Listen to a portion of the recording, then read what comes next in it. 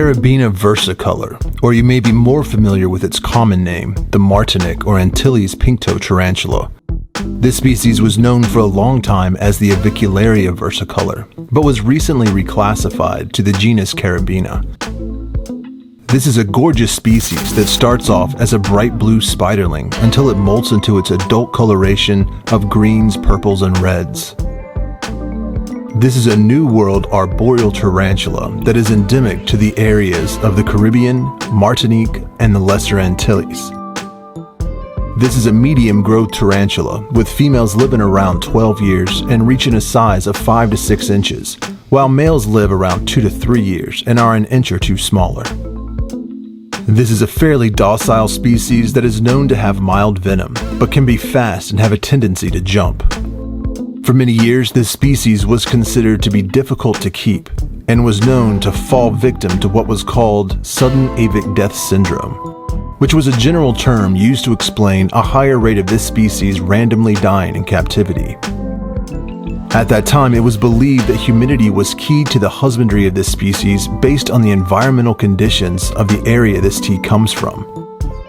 So in an attempt to keep the humidity in the enclosures up, ventilation was usually reduced, or keepers would mist the inside of the enclosure daily, sometimes 2 or 3 times a day.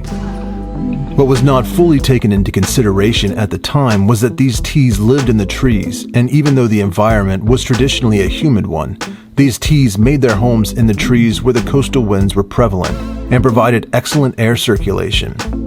They also took refuge inside tree trunks, in crevices, or under building or large leaves during downpours. So the key to keeping this species wasn't so much the humidity you provide, as it was making sure the tea had excellent ventilation. I keep my C versicolors at room temperature, like most of my tarantulas. If you're comfortable, they're comfortable. My spiderling versicolors are housed in a large dram vial with appropriately sized holes drilled into the sides of the enclosure with a little moist substrate in the bottom, and I provide a twig or sliver of cork bark for them to climb and use as anchor points for their webbing. As spiderlings, they tend to make their homes closer to the ground, so I provide them with some sphagnum moss and broken up dried leaves to use as camouflage for their webbing. As juveniles, I house them in basic acrylic arboreal enclosures with more height than weight. These are simple clear AMAC boxes that measure 4 by 4 by 7¼ inches and sell for less than $5 a piece. I will provide some links for them down below in the description. I drill plenty of ventilation holes on opposite sides of the enclosure, just over halfway or 2/3 the way up. This will help provide ample cross ventilation. I intentionally do not drill any ventilation holes on the top of the enclosure to help retain some of the humidity, even while providing the cross ventilation. I usually build this type of enclosure for this particular species upside down from how the box would normally stand. At this stage of life, this tea tends to make web tunnels at the top of the enclosure, and if you have to take the lid off the top to fill up the water dish and feed, you will be constantly destroying the versicolor's webbing. For adults, you can make a similar style enclosure from larger, clear acrylic boxes if you're into the do-it-yourself aspects of the hobby. There are also plenty of businesses that make acrylic arboreal enclosures for adults that have ideal cross-ventilation. Personally, I convert 5 or 10 gallon aquariums into arboreal enclosures, and I also use the Exoterra Nano Tall and Small Tall enclosures with a few modifications. These are glass enclosures with ventilation just under the front door, as well as the top of the enclosure. I usually replace the screen top of the Exoterras with a sheet of plexiglass that I cut to fit and drill in some holes for ventilation, then glue or silicone it into place. That way there is no worry of the tea chewing its way through the screen or getting its toes caught. For juveniles and adults, I keep their substrate dry, but provide a larger than normal water dish with plenty of surface area and let the natural evaporation of the water provide the humidity the tea prefers. Using this type of setup has worked for many years, and the only deaths I have had were natural and due to old age. When it comes to feeding, I give my spiderlings small crickets or roaches that I pre-kill for the smallest slings and drop in live for the larger slings. I don't feed them any live prey larger than 2/3 the size of the sling.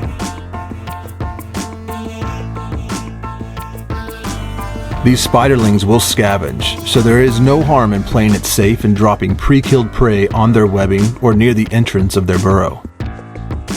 Because I keep the substrate in my slings enclosures a little moist and usually provide them water by dripping it onto their webbing, it is important to remove any uneaten prey or prey parts within 24 hours of feeding to avoid mold growth and mites. As juveniles, I feed 2 medium crickets once a week, more or less depending on their appetite and size of their abdomen. If their abdomen appears swollen but they're still taking food, I may only feed them 1 cricket at a time until they refuse food or molt. For adults, I feed my versicolors 2 or 3 large crickets every week or 2. These are excellent eaters as adults and can surprise you by quickly jumping on their prey as soon as they sense it. I try not to overfeed my teas, but if their abdomen isn't looking way too big, I may feed them closer to every week or 10 days. I also sometimes mix it up a little and feed them a mealworm or dubia, but my versicolors have never shown any interest in waxworms. Though they don't like waxworms, they do like the moths that they grow into.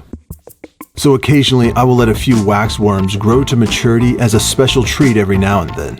The moths are generally a hassle to deal with and get into the enclosure, so I don't make a habit of it. The Caribena versicolor is a stunning tarantula that is always a crowd pleaser. Now usually I avoid handling most of my tarantulas, but sometimes the versicolor gives me no choice.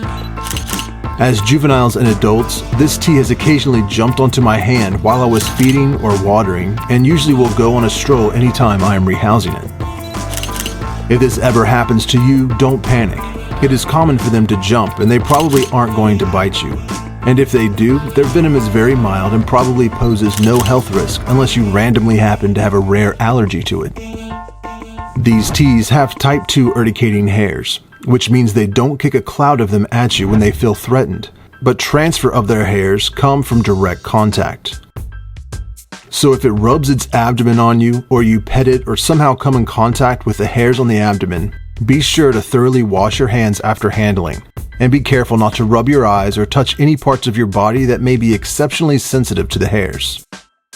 As with most teas, it is highly advised that you keep them away from your face, as you don't want to risk urticating hairs getting in your eyes, nose, or mouth. What's up, Tarantula Collective? My name is Richard, and thank you for checking out this video today. The Caribena versicolor is such a cool tarantula, and I was probably like a lot of people. When I first got mine, I was very nervous about its husbandry. I had read a lot of care sheets online. There was so much conflicting information.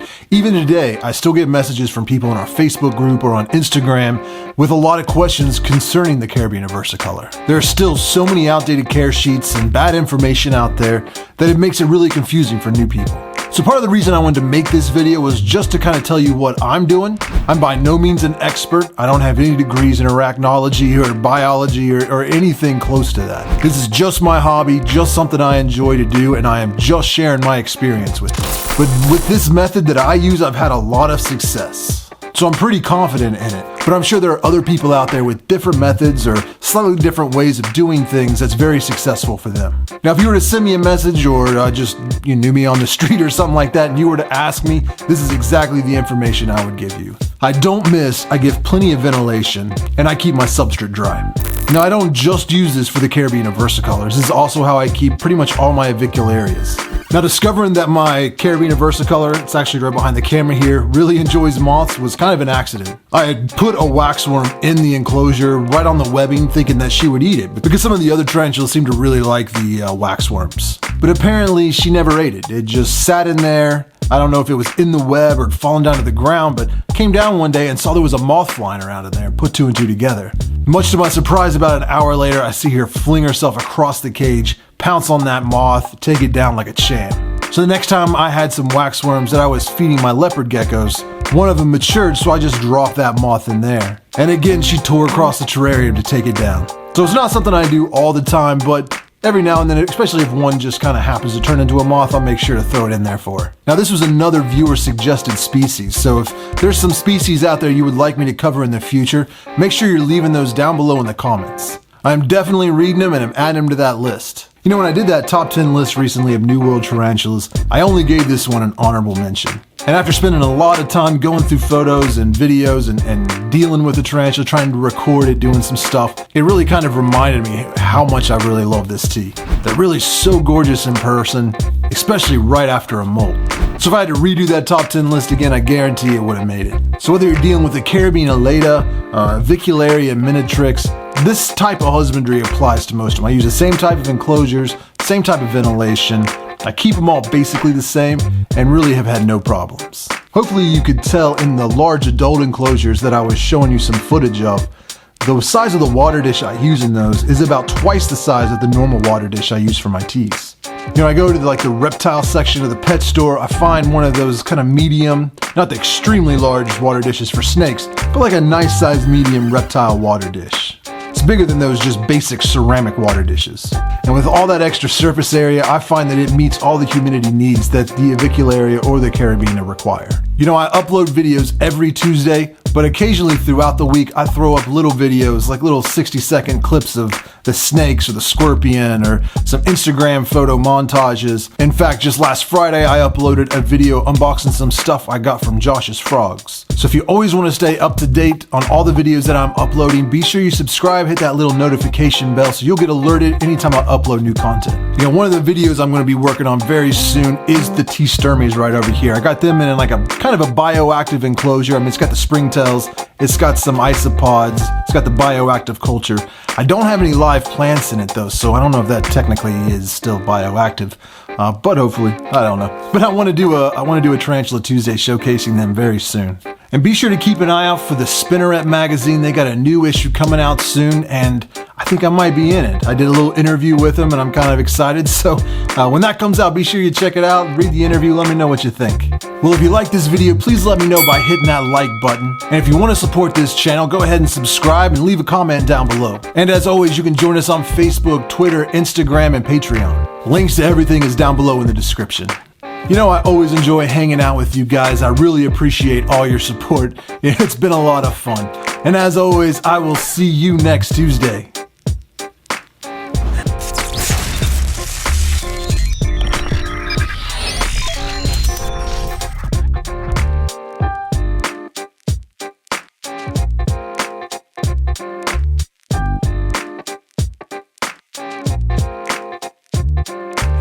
I don't miss, I give plenty of humiliation. Why would I say humiliation?